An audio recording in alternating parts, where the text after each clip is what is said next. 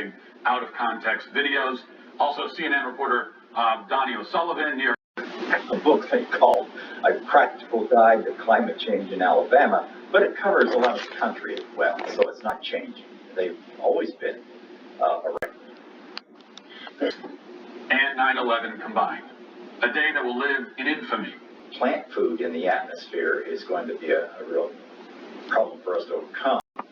I do think the world is going to your work can be highlighted, and that helps you with. There are groups and in the world, political elite, extreme events and so on, say, well, there isn't any change in these extreme events, so what's the problem you're trying to solve, and so on. And we looked at that very carefully and found that, well, when you go back to an upward trend that's unusual in that sample of time, 140 years, that we don't see.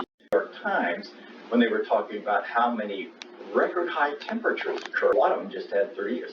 Well, when you become very systematic and say, okay, I'm only going to allow. The scary thing for me is that as much as whoever is behind all this, that they have been successful in scaring people about the builds these data sets and says, is that really the worst it's been in the last 120 years? Events are just not there to really cause problems. Now, about what's going on, and did you ever manage to get your findings to policy what this mechanism is and the effect of sends out 1.4 watts per meter squared, so twice as much.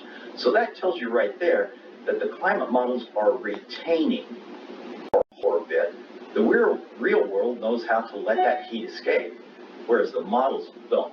They retain it, and that's a book they called A Practical Guide to Climate Change in Alabama, but it covers a lot of the country as well. Kendrick and I also had a paper on that where we went back to 1878 and demonstrated that the trends are not significant.